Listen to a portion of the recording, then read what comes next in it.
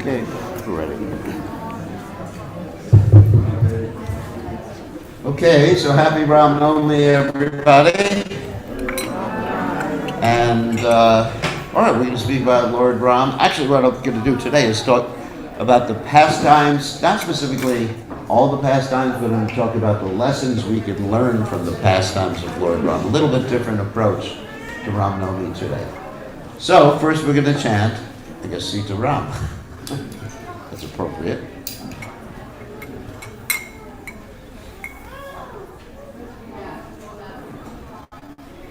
Sita Ram Jaya Sita Ram, Sita Ram Jaya Sita Ram. Sita Ram Jaya Sita Ram, Sita Ram Jaya Sita Ram, Sita Ram Jaya Sita Ram, Sita Ram Jaya Sita Ram, Sita Ram Jaya Sita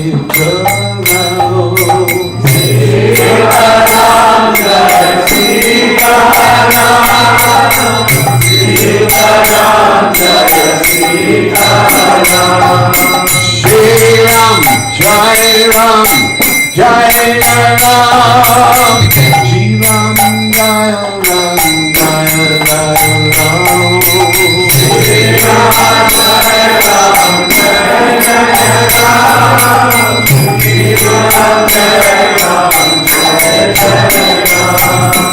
Ram, Bhakti Raghav Rajana Bhakti Raghav Sita Ram, Bhakti Raghav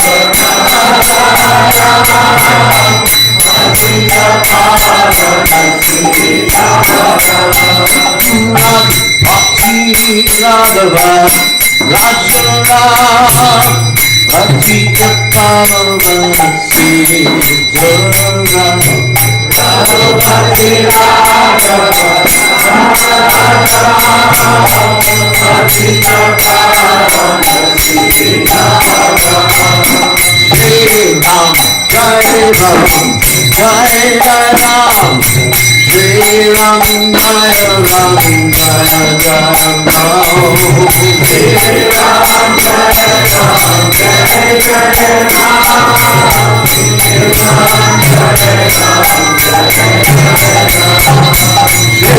Ram Jai Ram Jai Ram, Shri Ram Jai Ram Jai Ram, Shri Ram Jai Ram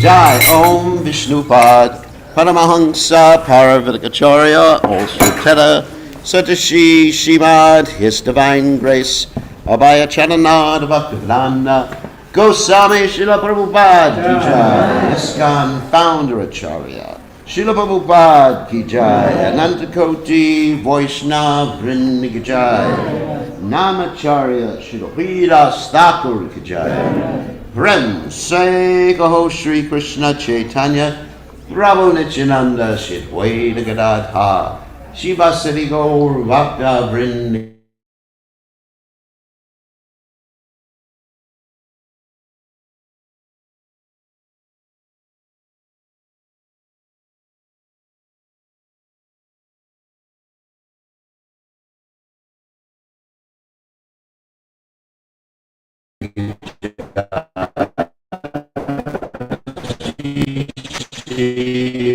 Radha Krishna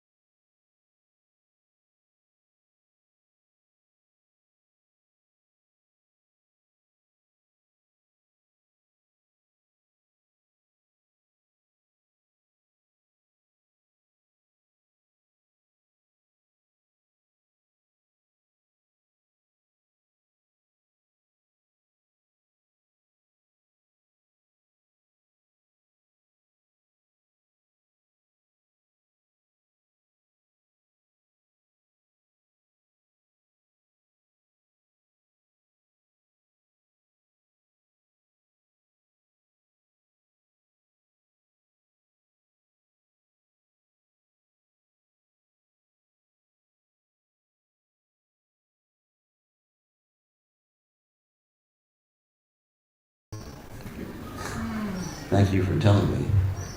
Anyway, you're recording in any case. So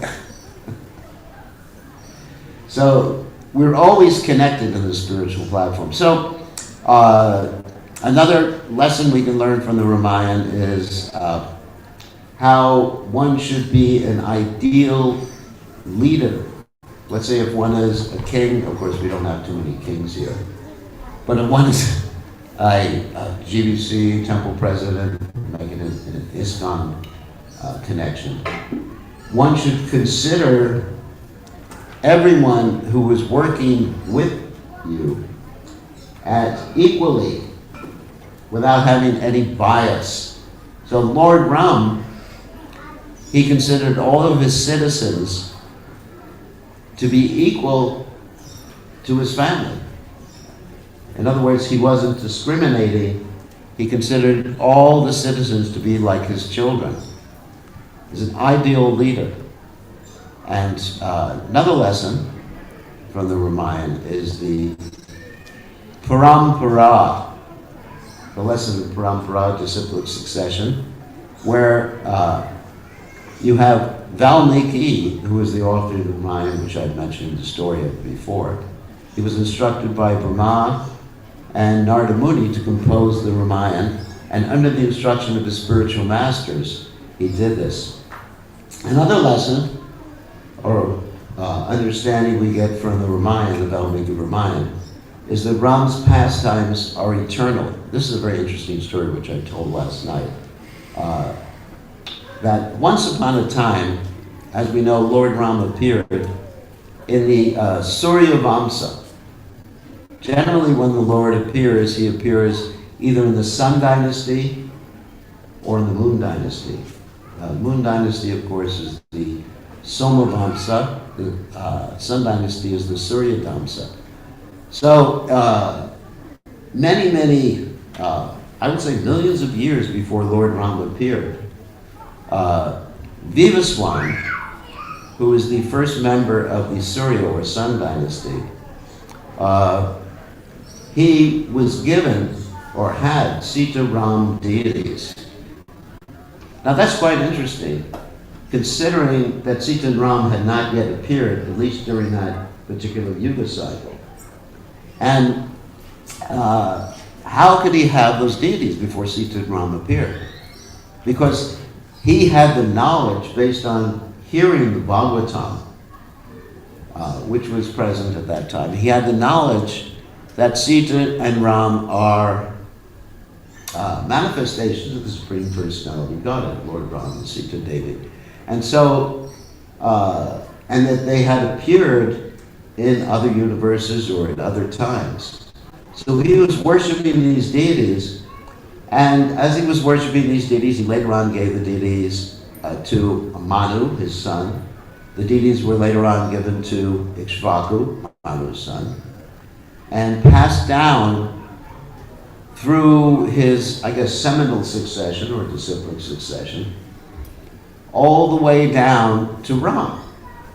So Ram was given these same deities that had been worshipped since time immemorial. And he did not want to worship his own deities. Obviously. So he put the deities in the closet. But there was a Brahmin in Ram's kingdom of Ayodhya. And this Brahmin had taken a vow of not eating until he saw Ram that particular day. And so that was problematic because the Brahmin could not eat when Ram was going to the forest. Because Ram would oftentimes go out and visit different parts of his kingdom. And so this poor Brahmin was starving to death. So then he approached Ram with this problem, and Ram gave him those deities. And so he was worshiping these deities, and of course he was able to eat, and he became healthy again. And he later on gave those deities to Hanuman. Hanuman was worshiping those deities. And then after that, sometime, Hanuman gave those deities to Amadvacharya, a great personality. Manvacharya, of course, and Hanuman and Bhimsen are called Vayuputras. That means they're the three sons of Vayu, the wind god. And those deities are still there today in a place called Udupi in India. If you ever go to Udupi, have you seen those deities? You've been there, seen those deities. So those are the same deities that were kept by Ram, that were originally coming from Bir Krishna and were worshipped by Hanuman and Shripad Manvacharya. So, another lesson we can learn is the lesson of compassion. So oftentimes we say, Patita Pavana Sita Ram, Shri Ram, Jai Jai Ram. So, Lord Ram accepted Ravana as his very own. After Ravana was killed, Ram said that the animosity between both of us has ended, and he accepted it as his own, as one of his own. Of course, we understand that Ravana was ultimately one of the pair, Ajay and Vijay, who was cursed to come down to the Earth planet to fight with the Supreme Personality of Godhead. But Lord Ram was willing, at least the pastime shows that he was willing to be compassionate and accept, and also Indrajit in the same way. Very, very compassionate, not considering anyone to be his enemy. Another lesson we can learn is from the Ramayana is the danger of lust. Lust, of course, is the old devouring sinful enemy of this world, according to the Bhagavad Gita. And so we have the pastime, one pastime of Surpanaka. I assume that most of you know that pastime. Surpanaka was Ravana's sister. And the name Surpanaka means someone with long nails, curved nails. And Surpanaka had the benediction of being able to change her form and shape at any particular time. She got that benediction from Lord Rama when she and Raman and Kumbhakarna and Vibhishan were performing austerities. Well, Surpanaka became attracted to Lord Ram. And when she became attracted to Lord Ram, she was told by Lord Ram that I already have a wife, so maybe you should see my brother. And so Surpanaka went to Lakshman, and Lakshman said, better not to approach me, because if we get married, you will have to become the servant of Lord Ram.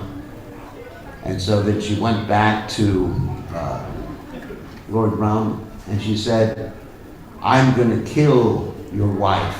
And she started to try to kill Sita Devi, and of course, as a result, Lakshman cut off her nose. Sorry about that, ladies. Her nose and ears, and she went away, and she was so upset. Of course, obviously you'd be upset. Your nose and ears have been cut off. But she was so upset she inspired Ravan to kidnap Sita Devi. So you can see that lust led to her demise in this particular case. And not only lead to her demise, but it led to the demise of Ravan. So you see the dangers of lust. Of course, because she was in love, or lust, with Ram, she later on got a chance to be with Ram, but not in that particular incarnation of the Supreme Personality of Godhead. She later on got a chance when Krishna appeared. Because when Krishna entered Dwarka, she was there in the form of Kubja. And Kubja, of course, was the hunchback lady who was making some sandalwood.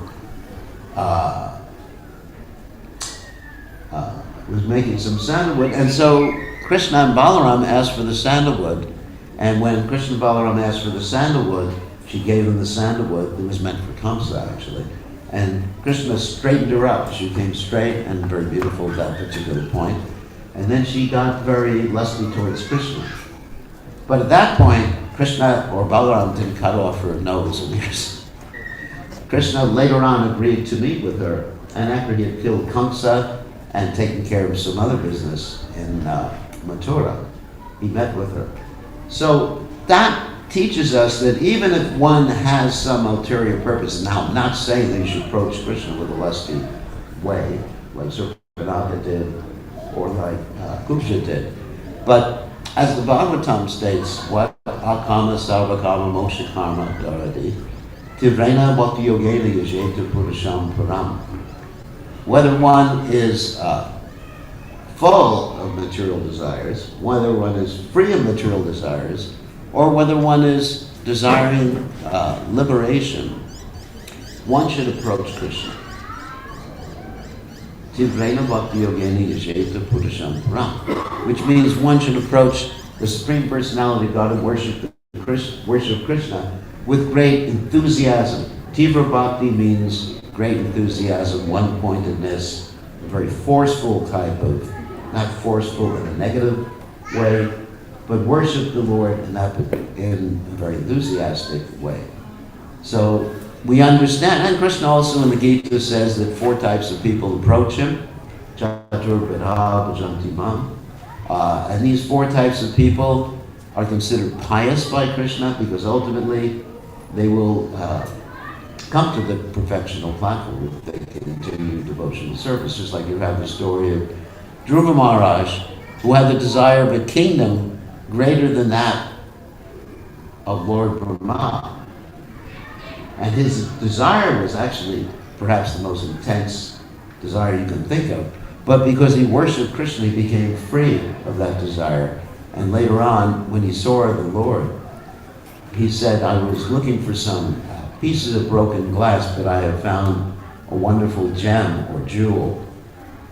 So this is another important lesson we can learn, that one should worship Krishna whether you have desires, whether you don't have desires, or whether your desires is liberation. So Surpanaka teaches us this. Another lesson, and you ladies will like this one, is that one should not offend a chaste woman. If one offends a chaste woman, then the duration of one's life is diminished, one's good fortune is diminished, one loses everything. And we learn this from the Ramayana in a very interesting story that's told about the appearance, well actually I'm not going to get into all the details, but there's a story about a lady who stopped the rising of the sun when her husband was cursed by the sage Markandeya Rishi. Her husband had leprosy, and by accident he touched the sage Markandeya Rishi, and Markandeya Rishi cursed him to die before the rising of the sun the next day. And then as a result, she said, I'm not going to allow the sun to rise the next day. And the sun didn't rise the next day. Also in the Ramayana, you have the story of the Mahabharata. You have the story of Savitri and Satyavan, in which Savitri was able to save her husband from Yamaraj. So it's very, very important. And then there's the story of Vedavati in the Ramayana.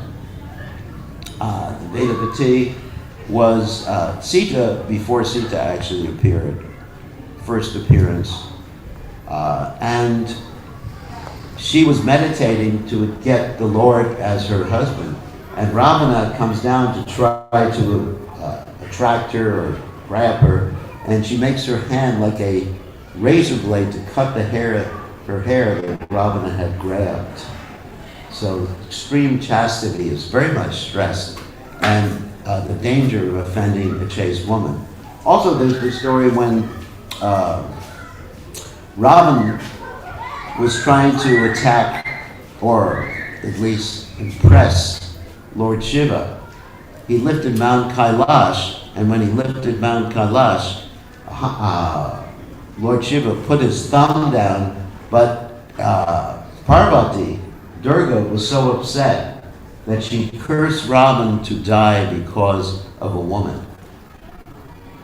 So many, many stories there in the Ramayana stressing the dedication or the importance of not offending a chaste woman.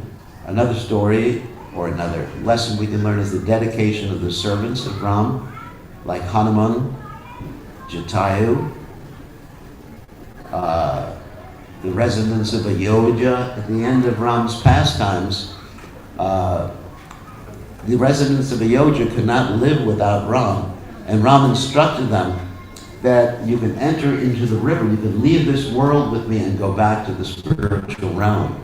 And all the residents of Ayodhya entered into the river, the Sarayu River, and went back to the spiritual world with Ram. So they were so dedicated, and Hanuman is always pictured at the lotus feet of Ram.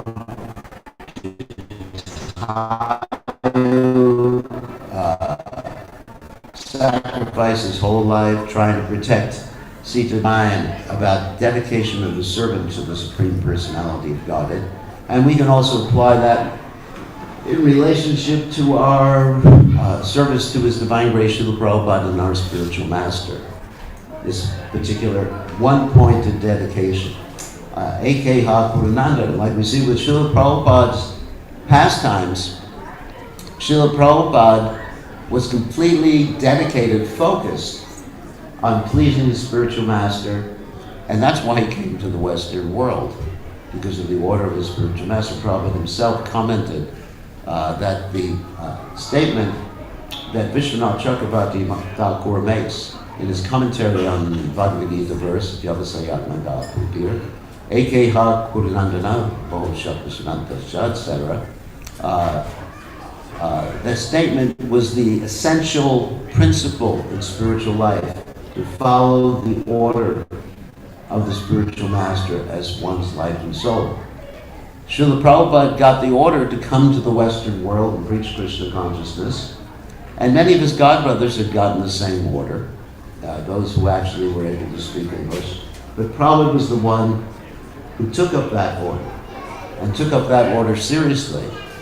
So that lesson we can see or learn from Prabhupada's pastimes, that if we want to become empowered in Krishna consciousness, we should get dedicated or be dedicated to the order of His Divine Grace Srila Prabhupada. Another lesson from the Ramayana is that death is inevitable.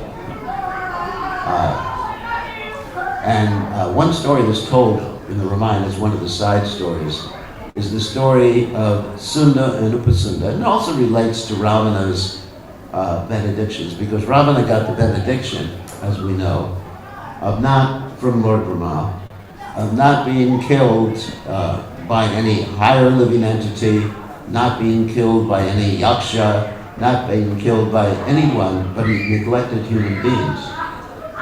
And so eventually he gets killed. And same thing with the pastime of Hiranyakashipu. Hiranyakashipu thought he would cheat death by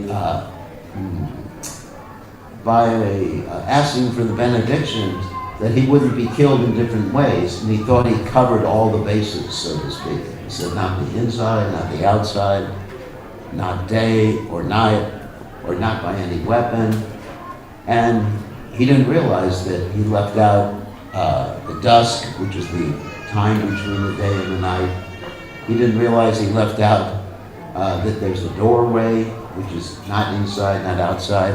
And he didn't realize that the Lord would assume a half lion, half man form to kill him.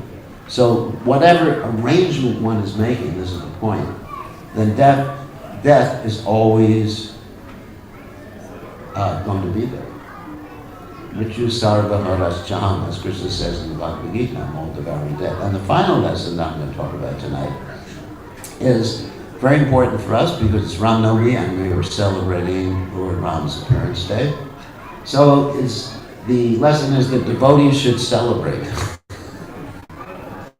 And this lesson is based on a particular pastime in the Ramayana, that when the monkeys, they were looking for Sita Devi. Ram had sent them out, and Sugriva had sent them out to look for Sita Devi.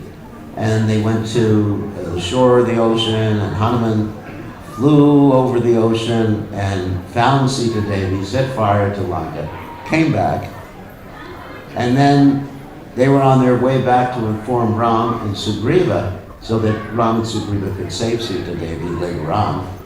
And so on the way back, they decided to celebrate. And how did they decide to celebrate? Of course, don't imitate this. They went into a garden of what's called Madhuvan. Madhu means honey, a honey garden, a honey forest. And they all got intoxicated on honey. All the monkeys, they were drinking honey, and even it's described they were so intoxicated on honey that they beat up the guard of the honey garden. And then eventually they celebrated in that way. So one of the lessons we can learn is that it's all right to have a good time in Krishna consciousness. So today is Ram Navami, and we're having a good time and worshiping and remembering Lord Ram, and especially remembering these lessons that I mentioned today, many more lessons, of course, and applying these lessons in our own lives. Because it's not that we should simply read Shastra as a bunch of stories. Of course, we do appreciate the Lord's pastimes, but there are things that we can learn. These are didactic stories. Didactic means that they're teaching us something that we can learn in our own lives or apply in our own lives, and thereby become perfect in Krishna consciousness and perfect gentlemen and ladies. So, thank you very much. I think it's time, I was told, at 5:15 we should end. And unless someone has any questions about the Ramayana. Yes? With the Ramayana, you have two different versions, the Tulsidas version and the Valmiki's version. Is there any reason why which version did Prabhupada want the devotees to read? So, as far as the Ramayana is concerned, there's something like 20 different versions of the Ramayana. 20, oh. Yeah. The original version of the Ramayana is the Valmiki Ramayana, which is written or spoken in Sanskrit. And in different areas of India, like in South India, in certain states, you'll have a Telugu Ramayana or a Tamil Ramayana. And so these are summaries, just like in ISKCON, we have devotees who've written summaries on the Ramayana, right? Yeah. Nothing wrong with that. That's actually quite nice. Summaries that are written in what we call the vernacular language, the ordinary language of people in the country. So the people can appreciate Lord Ram. So, however, the original Ramayana is the Valmiki Ramayana. See, and Prabhupada wanted us to read. Prabhupada at one point actually said he was proposing to translate the Valmiki Ramayana. It's written in very beautiful Sanskrit. There's 100,000 verses and 500 cantos in the Valmiki Ramayana. And it's all written in the same meter. Same meter means it's poetry. It's the world's largest epic poem. Beautiful poem, and if you can read it, of course you probably can't read it in Sanskrit, but there's some good translations that are out there. And it's quite a wonderful work. I've read it a few times. Okay, any other questions or comments? Or problems? No? Yes? Vaishnavi.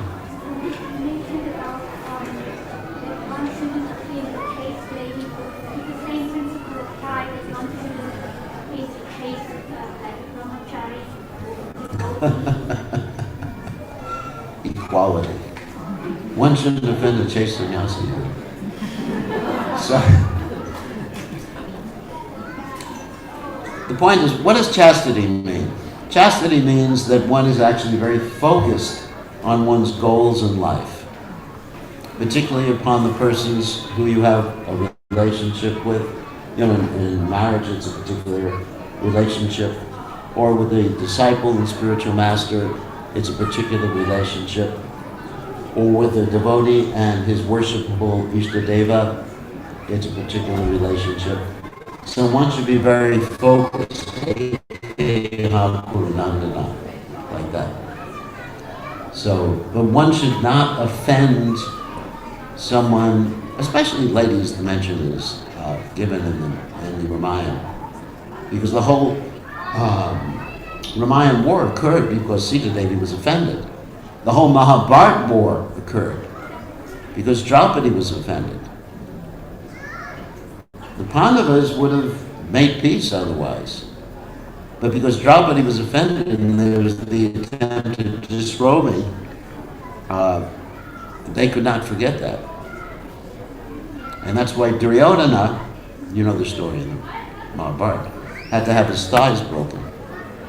And Dushashana, well, I'm not going to mention what happened to him, because it might shock some people. But anyway, Dushashana had to get his reaction too, because Draupadi, and the whole conflagration occurred because of the offending of Draupadi. So one has to be very careful. Okay? Yes, but don't offend chaste brahmacharis either. Or chaste husbands. So, any other questions? Yes? Maharaj, you spoke about loyalty, and we see that even Bhishma took the wrong side in the Kaurava Pandava conflict. Yeah. He's a Mahajan. How do we understand it? Okay, very good question. So the question was raised that Bhishma is one of what we call the Dwadasha Mahajanas, the 12 great souls, who teach by example according to the Mahabharata, isn't it? Kalpapita Shutinandina Mahajan Yandagata. So what happened with Bhishma? Bhishma knew that Krishna was the supreme personality of God. He was in full knowledge of that. Prabhupada explains that Bhishma was, now this may appear a little strange, was eating food cooked in Duryodhana's kitchen. And his mind became wicked as a result. Because we know the principle, Bhagavad Gita teaches us the principle of what? Karnam gunasangasya sarasa jadma jonishi. That people's consciousness becomes influenced by association with modes of nature. So when someone, it's a subtle force. So when someone cooks for you, and their attitude or consciousness is very low, you will absorb that consciousness. And so grandfather Bhishma, not only Bhishma, but Dronacharya, Kripacharya, and I'm sure there were others, their consciousness became affected. But guess who didn't? Vidura. Because Vidura never ate with Duryodhana.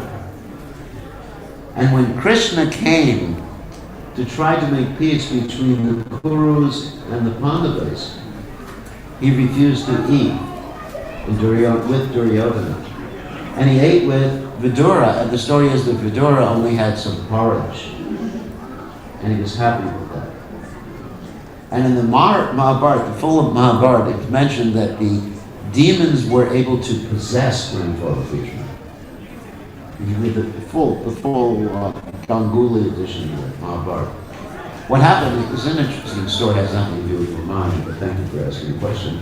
What happened is that one time, Duryodhana was captured by the Gandharvas. And he had to be rescued by Arjuna. And he was so upset that he was rescued by Arjuna that he decided to meditate until he died. So he was sitting there, giving up eating and all sorts of, liquids and everything like that. And he wanted to leave his body. And the demons came and took him out of his body. Interesting story. And they gave him a pep talk. Like you see sometimes before a football game, the football players will have a pep talk. And they told him, look, you came down to earth. Because remember, Duryodhana was an incarnation of Kali Yuga. And Shakuni and Duryodhana were Kali and Dwarka, the personification of the different yugas. And so the demons said to him, you've come down for this particular purpose, and your purpose is to kill the pious people, instead of Krishna's purpose is to protect the pious people. because the demons have actually taken birth on the earth planet as kings at that particular point. So, anyway, so they said, don't worry, we are going to be able to possess Bhishma and Dronacharya and Kripacharya. So, therefore, actually it's an important point. If we want to remain fixed in our devotional service, or chaste, or devoted, or one-pointed, it's important to keep our consciousness pure. And Lord Chaitanya Mahaprabhu gave that instruction when he was asked about the quality or qualities of Vaishnavas. He said, the satsangachara in Vaishnavachara, to avoid bad association. That doesn't mean we become fanatic and we, run away each time we see someone who's not. We're kind to everyone. At the same time, we have to be very careful to protect the purity of our consciousness. Because the grandfather Bhishma, that's an example for us. A grandfather Bhishma could be affected in such a way, what to speak of any of us. Like Prabhupada said one time, you Western boys and girls are not enough afraid of Maya. So, Western boys and girls. We're not boys or girls anymore. Thank you for the question. It's a nice question. So any other questions? Yes? Maharaj, you mentioned chanting in number bus Yeah. will not take us back to Godhead, but give liberation. So what type of liberation? That liberation means you become free from your past karma. And you get the opportunity to take up devotional service. Let's tell the story of Ajamil very quickly. Ajamil was very sinful. He gave up his good wife, he gave up everything and took up a very sinful life, was actually killed his parents. And so at the end of his life, guess who came for him? Yamadutas. But at the same time, he was crying out for his son. Everybody knows who his son's name was? Narayan, Narayan, Narayan, Narayan. So at the same time, the Vishnudutas came. And the Vishnudutas stopped the Yamadutas. Okay. However, he didn't go back to Godhead at that point. Some people don't remember the whole story. They think, he went back to Godhead. He didn't. They gave him a new lease on life. And he was able to go later on to somewhere in the Himalayas. Hardware. Thank you. He went to Hardware, performed austerities, then the same Vishnudutas came, took him back to God. So it brings one to the point, it gives one the opportunity. Oftentimes we hear about liberation. One goes to the Rath Yatra, one gets liberation, one gets run over by the cart. Don't do that. You get liberation. But you're given the opportunity, you get freedom from karma. But it's not enough. It's not enough because you have to chant and hear the pure name, the Shuddha. And therefore you have to get the Shuddha from the pure devotee. Does that make sense? And then you have to chant purely, avoiding the 10 offenses, chanting in the mood,